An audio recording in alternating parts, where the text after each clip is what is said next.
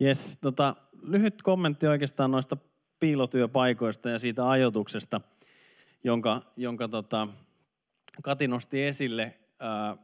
Me ollaan nyt itse alkanut erottelemaan työpaikat oikeastaan 3 kategoriaan. Mä voisin sen piirtää, kun tiedän, että täällä on paljon työnhakijoita.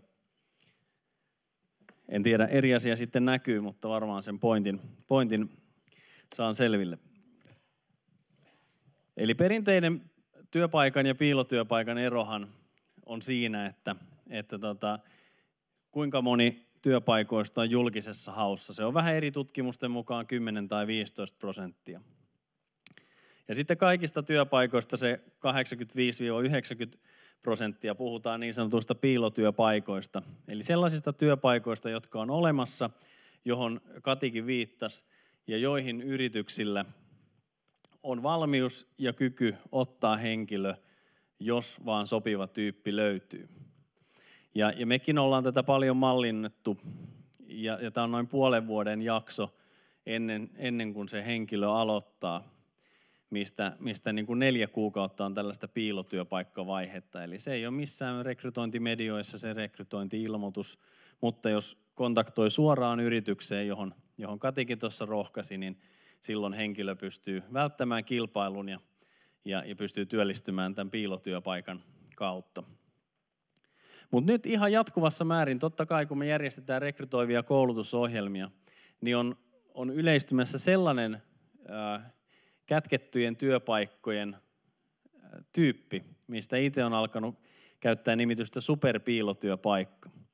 Se ei ole sellainen työpaikka, johon saman tien otettaisiin henkilö tai johon liittyvän resurssivajeen yritys jo tunnistaa, vaan se on sellainen työpaikka, johon henkilö pystyy itse vaikuttamaan. Ja silloin kun olette yhteydessä yrityksiin, jolla välttämättä ei ole suoria työpaikkoja, niin tämä on ehkä hyvä myöskin huomioida. Eli nämä superpiilotyöpaikat on sellaisia, esimerkiksi koulutussopimuksen kautta henkilö tekee yrityksen kanssa diilin, että antakaa mulle puoli vuotta aikaa näyttää kykyni, mä luon itselleni työtehtävän. Ja tällaisella niin kuin löyhemmällä, nykyisessä hyvin nopeasti kehittyvässä ympäristössä, niin henkilö tekee yrityksen kanssa tavalla tai toisella sopimuksen, että hän itse saa X kuukautta aikaa luoda sen työtehtävän itselleen, ja sen jälkeen alkaa työsuhde. Rekrytoivat koulutusohjelmat on yksi tapa tästä.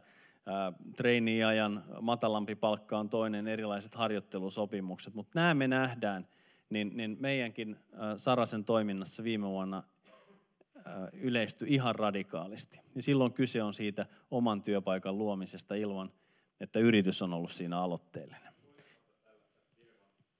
Me tehtiin 10. Ja oikeastaan tai henkilöt tekivät ja tulivat meille, että hei, mulla on yritys, teillä on hyvä koulutus vaikka tuossa data-analytiikassa ja